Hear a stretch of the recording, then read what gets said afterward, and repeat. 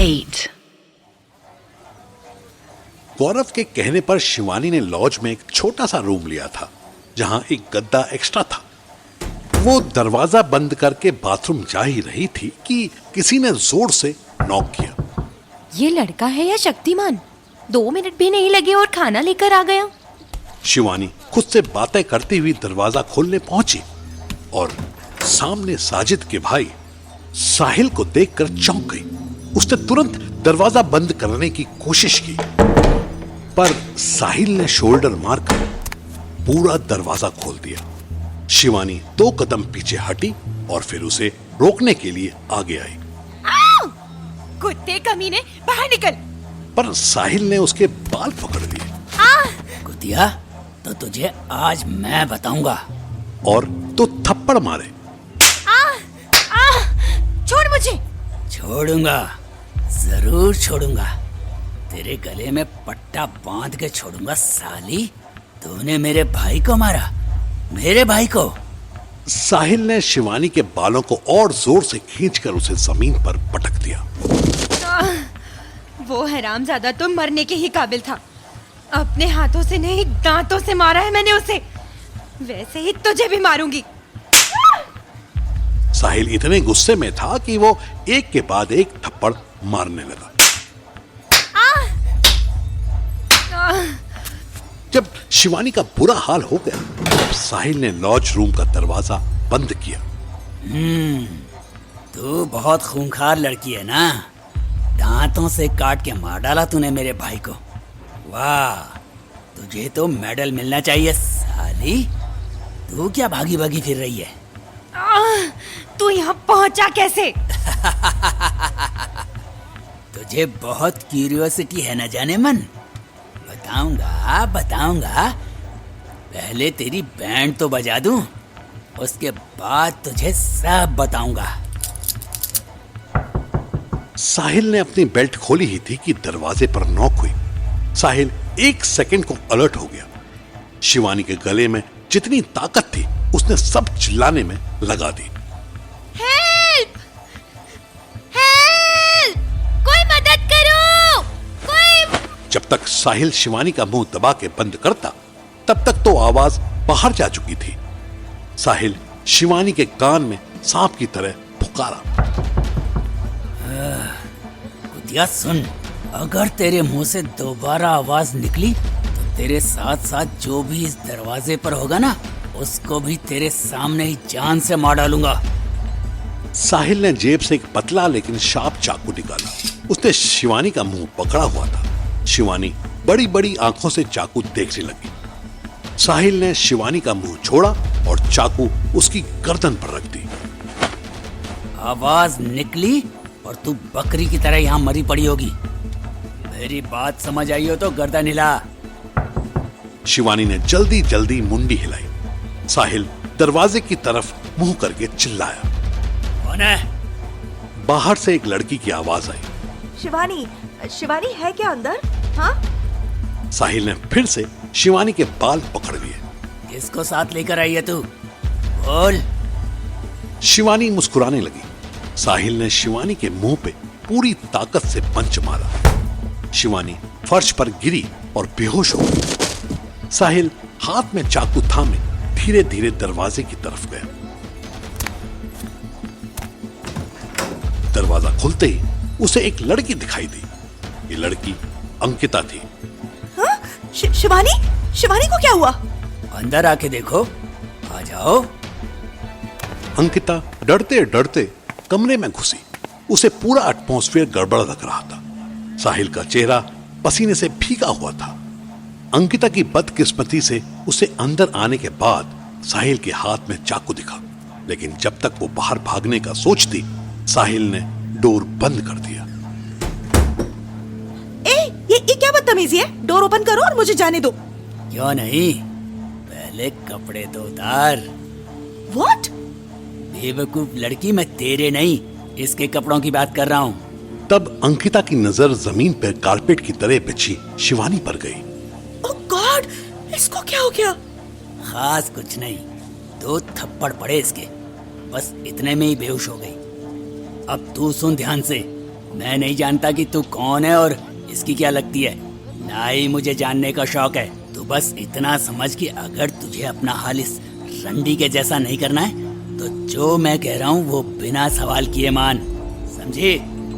साहिल ने अंकिता को अपना चाकू दिखाया। अंकिता ने धीरे से हाँ में गर्दन हिलाई। गुड, अब इसके कपड़े उतार। अंकिता नीचे झुककर शिवानी को देखने लगी। ओहो, इसको तो बहुत चोट लगी है। आँख काली हो गई है, होठों से खून निकल रहा है। इसको हॉस्पिटल ले जाना होगा। अगर ये हॉस्पिटल गई तो तू शमशान घाट जाएगी कुतिया। जो बोला वो कर, जल्दी। अंकिता कांपते हाथों से शिवानी का सूट खोलने लगी। फिर दरवाजा खड़का तो साहिल चिढ़ गया। अब कौन है बहनचोद? कौन है? मैडम जी, एक रूम में इतने लोग अलाउ नहीं है। 2 जेंट के साथ 2 लेडीज नहीं चलेंगे। एक रूम और लीजिए, और आपकी आईडी में रॉन्ग है। साहिल ने अंकिता की तरफ देखा।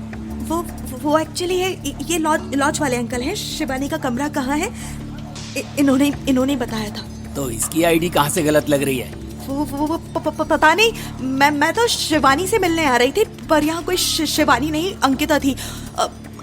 आई मीन अंकिता के नाम से रूम बुक था। अंकिता कौन है? मैं हूँ, मेरा नाम अंकिता है। यहाँ मेरी आईडी लगी हुई थी। आप प्लीज यहाँ से चले जाओ। चुप, बिल्कुल। तुझसे सजेशन नहीं मांगा मैंने। बाहर से फिर आवाज आई।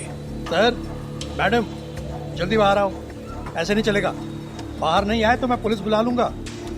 यहाँ धंधेबाजी नहीं चलेगी। कल लड़ा, ये कैसा आदमी है यार? अपने ही लॉज के बाहर इतना हल्ला कर रहा है। मैं वही आपसे कह रही हूँ, अभी प्लीज आप चले जाओ। यहाँ पुलिस आ गई तो आप। साहिल ने एक नजर शिवानी की तरफ देखा, फिर दिल मारकर उसने अपनी बेल्ट बंद की। फिर चाकू वापस जेब में रखा, अपने बाल ठीक किए और अंकिता को धमकी देते हुए बोला, अभी तो मैं जा रहा हूँ, लेकिन एक बात सुन ले तू अंकिता। अगर पुलिस को बुलाया या तूने कोई हंगामा किया तो जैसे मैंने इस छिन्नाल को ढूंढ के मारा है वैसे ही तुझे ढूंढने आऊंगा। एक बात समझ ले अच्छे से, मैं लड़कियां ढूंढने में एक्सपर्ट हूँ। किसी को भी कहीं से भी ढूंढ निकाल सकता हूँ। अंकिता ने बस मुंडी हिलाई। अरे बस भी करो यार, कितना करोगे एक दिन में? साहिल ने दरवाजा खोला और लॉज वाले अंकल की तरफ घूर के देखा। देखो भाई साहब, ऐसे टोकना हमें भी अच्छा नहीं लगता। और एक तो मैडम की आईडी डुप्लीकेट है, दूसरे यहाँ पर 2 लड़के। हट, दफा हो जाए यहाँ से। साहिल उसको धक्का देके बाहर निकला और स्टेयर्स पर भागता हुआ नीचे पहुंचकर भीड़ में घुल मिल गया। लॉज वाले अंकल ने कमरे के अंदर झांका तो देखा अंकिता जमीन पर बैठी रो रही थी और शिवानी को अब तक होश नहीं आया था। इधर होटल रूम में सोते मनु की नींद अचानक खुली। मनु हाफ रहा था। उसने टाइम देखा, 12 बज रहे थे। अंकिता, कहाँ हो? अंकिता! अंकिता रूम में नहीं थी। मनु अपने कपड़े ढूंढने लगा। मेरे कपड़े तो गीले हो गए, अब क्या पहनूं? मनु को ठंड भी लग रही थी। वो अपनी जगह से उठा और होटल की कबर्ड में कुछ ढूंढने लगा। वहां सिवाय एक्स्ट्रा पिलो कवर और ब्लैंकेट के कुछ नहीं था। मनु विंडो तक पहुंचकर बाहर झांकने लगा। कुछ देर तक लोगों को देखने के बाद मनु की नजर पड़ोस की बालकनी पर पड़ी। इस होटल के ठीक राइट साइड वाले घर की बालकनी पर कुछ कपड़े सूख रहे थे। मनु को आइडिया आया। उसे वहां एक मिलते जुलते साइज का काला पठानी सलवार लटका दिख रहा था। अब बस टेंशन ये थी कि बिना कुछ पहने बालकनी तक जाता कैसे। मनु वापस रूम में आया और बेडशीट निकालकर अपनी बॉडी से लपेट ली। फिर हाथ बांधकर पड़ोसी का ब्लैक पठानी सलवार खींच लिया। इस खींचातानी में पड़ोसी की 2 चिमटियां टूट गई। चलो, कपड़ों का इंतजाम तो हुआ, अब कुछ खाने की व्यवस्था करनी होगी। मनु को बेड साइड पर एक इंटरकॉम पड़ा दिखा। उसने खाना ऑर्डर करने के लिए फोन उठाया और 9 नंबर दबाया तो डायल टोन सुनाई देने लगी। ये तो साला काम ही नहीं कर रहा। अब क्या करे मन्नू बाबू? अंकिता भी कुछ बोल कर नहीं गई। मनु जूते पहनकर बाहर निकल ही रहा था कि जोर से दरवाजा खुला। अंदर पसीने से नहाई हुई डरी सहमी अंकिता आई और सीधे मनु के सीने से लग गई। अंकिता बेबी क्या हो गया? इतनी डरी हुई क्यों? वो मुझे ढूंढ निकालेगा। मुझे बहुत डर लग रहा है। अरे कौन ढूंढ निकालेगा? वो जिसने शिवानी का बुरा हाल कर दिया है, उसका मुंह सूज गया है, उसको बहुत मारा है उस लड़के ने। मनु को कुछ मैटर समझ आने लगा। अंकिता ने लॉन्ग स्टोरी शॉर्ट में बताई। किस लड़के ने? और शिवानी तुम्हें कहाँ मिली? मैं ना मार्केट से कपड़े लेने गई थी कि वहाँ एक लॉज के फर्स्ट फ्लोर पर मुझे ऐसा लगा जैसे शिवानी अपने रूम में किसी को घुसने से रोक रही थी, पर वो रुक ही नहीं रहा था। उस लड़के ने शिवानी को 2 थप्पड़ मारे। मुझे डर तो बहुत लगा, पर मैं उसे बचाने लॉज में गई तो लॉज वाले अंकल पीछे पड़ गए। कहते हैं कि बिना आईडी के किसी को अंदर नहीं जाने देंगे। उनको आईडी दिखाई तो कहते हैं कि इसी आईडी से एक गेस्ट भी आया है यहाँ। हैं? ये क्या गोलमाल है? मुझे क्या पता, हो सकता है शिवानी के साथ गौरव भी हो और उसी ने मेरी आईडी शिवानी को दी हो। एनीवेज, मैं उनसे बहस करने के लिए नहीं रुकी और मैंने 500 रुपए दिए और सीधे ऊपर गई और देखा। अंकिता ने साहिल के हुलिये से लेकर उसकी धमकी तक सब बता दिया। ओ, ये वही लड़का है जिसने गायत्री को बेवकूफ बनाया था। बहरहाल तुम ये बताओ कि तुमने उसकी धमकी मानी या नहीं? अंकिता पहले ही ना में सर हिलाने लगी। मैं क्या करती? शिवानी को इमीडिएट मेडिकल ट्रीटमेंट की जरूरत थी और लॉज वाले अंकल बिना पुलिस कंप्लेंट के एम्बुलेंस बुलाने को रेडी नहीं थे। ओ नो, तो तुम पुलिस को स्टेटमेंट देकर आई हो? क्या बताया तुमने कि कैसे जानती हो उस लड़की को तुम? नहीं, मैंने कोई स्टेटमेंट नहीं दी। मैंने लॉज वाले अंकल को फिर एक 500 का नोट दिया और कह दिया कि पहले आप इसका इलाज करवाओ। अगर होश में आने के बाद ये सच नहीं बोलेगी तो हम दोनों इसको पुलिस के पास लेकर चलेंगे। आफ्टर ऑल उसने मेरी आईडी यूज की है ना।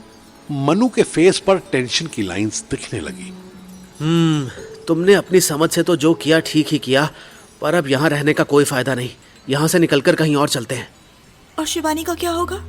वो अब तक खुद को संभालती आई है, आगे भी संभाल लेगी, पर अभी यहाँ से निकलना ही ठीक होगा। मैं पुलिस के सामने आया तो प्रॉब्लम आउट ऑफ कंट्रोल हो जाएगी। कैसे हो तुम यार? तुम्हारी एक्स ही सही, लेकिन एक लड़की मुसीबत में है, ऊपर से उस पर जानलेवा हमला हुआ है। कोई उसका रेप करना चाहता था। वो तो थैंक गॉड लॉज वाले अंकल का, वरना मेरे सामने ही हो जाता। और कोई बड़ी बात नहीं कि वो मेरे साथ भी कुछ कर बैठता। तब भी क्या तुम यही कहते कि पुलिस के प्रॉब्लम में नहीं फंसना, निकलो यहाँ से? हाँ, मनु ने अंकिता को घूर के देखा। घूरो मत, जवाब दो मनु। मुझे उस लड़के की भी टेंशन हो रही है कि कहीं सच में वो मुझे ढूंढता हुआ यहाँ आ गया तो। और मैं क्यों यहाँ से चलने के लिए कह रहा हूँ? हम यहाँ जितनी देर रुकेंगे उतनी मुसीबतें बढ़ाएंगे अपने लिए।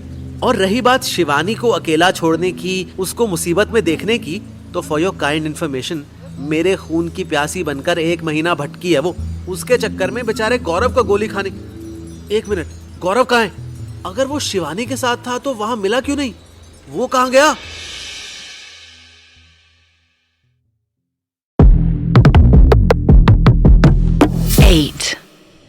मनु को गौरव की चिंता हो रही थी कि वो जब शिवानी के साथ था तो उसकी लॉज में क्यों नहीं आया, और इधर अंकिता डर रही थी कि अगर उस गुंडे को पता चल गया कि वो यहाँ होटल में है तो वो उसका क्या हाल करेगा। क्या सोच रही हो? सोच नहीं रही हूँ, डर रही हूँ।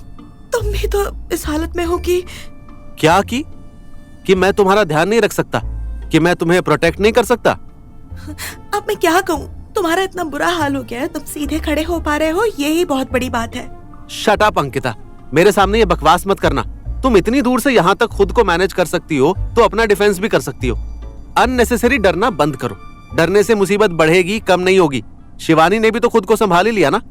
शिवानी को याद करते ही अंकिता की पूरी बॉडी ने पूरी तरह झुरझुरी ली। शिवानी की याद मत दिलाओ यार, उसका जो बुरा हाल किया है उस गुंडे ने, क्या बताऊं मैं। तुम भी देखते तो डर जाते। मुझे अभी शिवानी का टूटा फूटा मुंह देखने में कोई इंटरेस्ट नहीं है। मुझे गौरव चाहिए। वो भी तो शिवानी के ही साथ था, उससे पता होगा। शिवानी को किस हॉस्पिटल में एडमिट करवाया है? हॉस्पिटल नहीं, त्रिवेदी नर्सिंग होम में। वाह, नाम भी परफेक्ट चुना है नर्सिंग होम का। चलो शिवानी से ही पूछते हैं गौरव कहाँ है, और फिर गौरव को लेकर यहाँ से निकलते हैं, ठीक है? लेकिन Shivani? I said shut up. तुम मुझे लेने आई थी या शिवानी को लेने? अंकिता ने नजर नीचे झुका ली। तुम्हें। तुम मुझसे प्यार करती हो या शिवानी से? अंकिता कुछ नहीं बोली। Don't show me your long face, look at me and answer. किससे प्यार करती हो तुम, मुझसे या शिवानी से? आपसे। गुड। अगर तुम सच कह रही हो तो ये बात अब से याद रखना कि शिवानी ही वो लड़की थी जो मुझे जान से मारने के लिए हाथ में बंदूक लेकर 1 महीना घूमी थी। अंकिता ने बस मुंडी हिला दी। मनु वहीं पठानी सूट पहने पहने होटल से बाहर निकला और त्रिवेदी नर्सिंग होम के लिए ऑटो में बैठ गया। अंकिता ने बहुत दिनों बाद मनु से डांट खाई थी। उसकी आंखों में आंसू भर गए। उसने ऑटो में ही मनु को गले लगा लिया। अरे क्या कर रही हो? कुछ नहीं, बस अब मुझसे ऐसे गुस्सा मत होना। मैं बहुत डर गई थी। मुझसे कब से डरने लगी तुम? तुमसे नहीं, तुम्हारे फिर खो जाने से। पहले ही मुझे इतना गिल्ट था कि मेरी वजह से तुम कश्मीर में खो गए थे। तुम्हारी डेथ की न्यूज़ सुनकर तो मेरा जो हाल। मनु ने अंकिता का हाथ दबाकर उसे चुप कराया और ऑटो वाले की तरफ इशारा किया। मनु नहीं चाहता था कि कोई उसके जिंदा होने की बात जाने, फिर चाहे वो कोई ऑटो वाला ही क्यों ना हो। सॉरी, ये काले कपड़े कहाँ से मिले तुम्हें? मिल गया कहीं से। तुमने तो मेरे सारे कपड़े गीले कर दिए थे, मुझे कहीं से जुगाड़ करना पड़ा। खैर, कितनी दूर है? मुझे क्या पता, मैं कोई जम्मू थोड़ी रहती हूँ। पर तुम गूगल पर तो रहती हो, मैप में चेक करो। अंकिता ने चेक किया कि नर्सिंग होम पहुंचने में अभी 15 मिनट और लगने थे। उसने वही मैप मनु को दिखाया और उसके हाथ पर सर रख के आंखें बंद कर ली। कम से कम 15 मिनट के लिए ही सही, वो खुद को सिक्योर फील कर रही थी। इधर आफताब ड्राइवर मामा के साथ धलपुर पुलिस स्टेशन में था। उसके सामने ही एक लड़के को पुलिस वाले डंडे पे डंडे मार रहे थे। आई भैया, छोड़ दो मुझे। आई आई आई आई आई आई भैया। उसको पिटता देख आफताब की हालत खराब हो रही थी। उस आदमी के लगता हर एक डंडा आफताब को खुद की बॉडी पे फील हो रहा था। उसके उलट ड्राइवर मामा मस्त आलती पालती मारकर बैठे थे। उन्हें इस जेल से कोई फर्क नहीं पड़ रहा था। शायद उनकी सिगरेट का नशा अब तक नहीं उतरा था। आफताब के सामने उस लड़के को घसीटते हुए पुलिस वाले कहीं और ले गए। छोड़ दो भैया। आई आई भैया, भैया छोड़ दो, अब नहीं करूंगा, छोड़ दो। आफताब ने डरते डरते ड्राइवर मामा से पूछा, इसने क्या किया था जो इसको इतना मारा गया? कुछ नहीं, शराब पी के गाड़ी चला रहा था। क्या शराब पी के गाड़ी चलाने पर इतना मारा? तो हमारा क्या करेंगे? कुछ नहीं करेंगे, इसमें इतना डरना क्या है? सब सही है। जब तुम्हारा नंबर आए तो मुझे उठा देना, मैं थोड़ी देर सो जाता हूँ। आफताब हड़बड़ा गया। ये तुम्हारा नंबर आया क्या होता है? मैं यहाँ पिटने थोड़ी आया हूँ। कमाल की बात करते हो मामा, कोई तरीका खोजो ना। या एक काम करते हैं, मीरा से फोन करके घर से किसी को बुला लेते हैं, वो लोग हमारी जमानत करवा देंगे। भूल के भी ऐसी गलती मत करना बेटा। क्यों? वो बचाने नहीं आएंगे? आएंगे। मेरा एक रिश्ते का भाई था, वो भी एक बार ऐसे ही पुलिस स्टेशन में बंद हो गया था। मेरा के पापा ने उसे बाहर तो निकलवा दिया, लेकिन फिर कभी घर से नहीं निकलने दिया।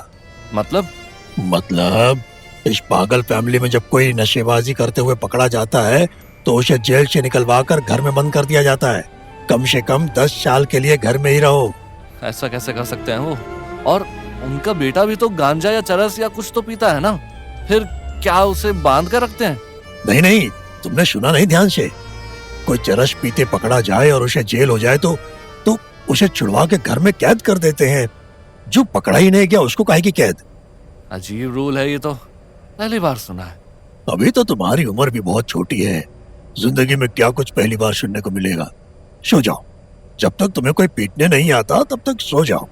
जब तुम्हें कोई बुलाएगा तो 2 थप्पड़ लगा के कुछ पैसे मांगेगा और फिर छोड़ देगा। पीट लेना थोड़ा सा, कोई दिक्कत नहीं। आफताब घबराने लगा। अभी तो उसे सिर्फ पुलिस ने लॉकअप में डाला था। अगर उन्हें उसकी हिस्ट्री पता चल जाती कि आफताब पहले भी जेल में रह चुका है तो पक्का उसकी बैंड बजा दी जाती। मीरा से सपोर्ट के लिए कहता तो भी उसके लिए मुसीबत बढ़नी ही थी। ऐसे में उसके लिए वरदान बनकर एक पुलिस वाला आया और धीरे से बोला, ओए ओए तू इधर आ। यहाँ से बाहर निकलना चाहता है तो इधर आ। उधर जम्मू में जब मनु हॉस्पिटल पहुंचा तो उसे अंकिता की बात में सच्चाई दिखने लगी। वाकई शिवानी का चेहरा देखकर अपने आंसू रोकना बहुत मुश्किल था। मनु उसके सामने गया। शिवानी को होश आ चुका था। मनु को लगा वो उस पर जोर से चिल्लाएगी और उसे रूम से बाहर जाने के लिए कही, पर शिवानी मनु को देखते ही रो दी। तुम आ गए, कितने जमाने बाद, कितना ढूंढा तुम्हें। क्यों नहीं? टारगेट प्रैक्टिस करने के लिए ढूंढ रही थी या चाकू चलाना भी सीख लिया है तुमने? शिवानी ने स्माइल करने की कोशिश की तो उसके होठ में दर्द होने लगा। बेवकूफ थी मैं। सो तो अब भी हो। अकेले भिड़ने की क्या जरूरत थी साजिद से? साजिद? ना, ये तो उसका भाई साहिल था। साजिद का असली नाम तो अमृत था। उसको तो मैंने इतनी जोर से काटा था कि वो मर गया।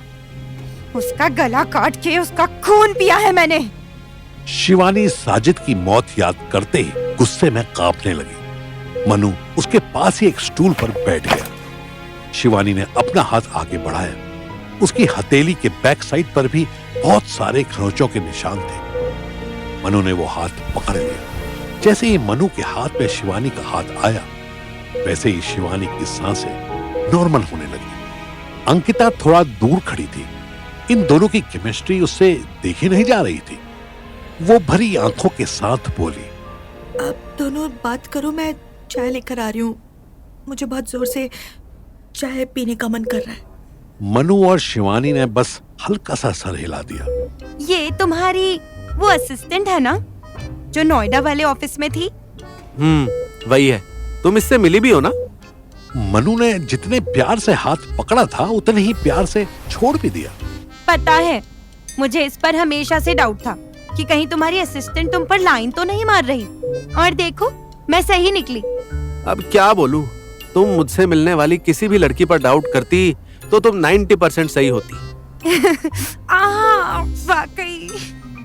तभी तो मैंने कहा कि मैं बेवकूफ थी जो मैंने एक प्लेबॉय से शादी करने का फैसला किया। तुम्हारी क्या गलती इसमें? तुम्हें थोड़ी पता था कि मैं प्लेबॉय हूँ। मैंने शायद कभी जानना ही नहीं चाहा। मैं तो तुमसे गुस्सा थी ना।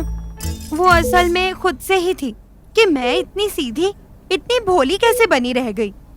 मनु अब उन बातों से बचना चाहता था जिसमें एट द एंड उसकी गलती निकलती। इसलिए उसने बात का टॉपिक ही बदल दिया। सुनो ना, हम अपनी बातें तो बाद में भी कर सकते हैं, पर गौरव कहाँ है? उसका कोई आइडिया है तुम्हें? शिवानी पहले ही ना में सर हिलाने लगी। उसको बहुत जोर की भूख लग रही थी। उसने मुझे लॉज लेने के लिए कहा और खुद एक ढाबे से खाना लेने चला गया। कौन सा ढाबा? कहाँ था ये? वहीं लॉज के पास। तुम्हारी अंकिता लॉज का एड्रेस जानती है। वहीं सामने एक वैष्णव ढाबा है, उधर गया था गौरव। जब दरवाजा खड़का तो मुझे लगा गौरव ही है, पर शिवानी बोलते बोलते चुप हो गई। उसकी एक आंख सूजकर काली हो गई थी। दूसरी तरफ गाल एकदम नीला था। यहीं पर साहिल ने पंच मारा था। इसके अलावा उसके होंठ फट चुके थे। गर्दन पर भी छोटे छोटे कट मार्क्स दिख रहे थे। हाथ में खरोच के निशान तो थे ही, उसके पैर में भी दर्द हो रहा था। एक बात बताओ, ये साहिल करके जो लड़का तुमने बताया, ये दोबारा तुम्हें मारने की कोशिश तो जरूर करेगा ना? ऐसा तो नहीं कि अब डर जाएगा? मनु ने अचानक ऐसा सवाल किया कि शिवानी कंफ्यूज हो गई कि मनु उसे प्रोटेक्ट करना चाह रहा है या उसके मरने की गारंटी ढूंढ रहा है।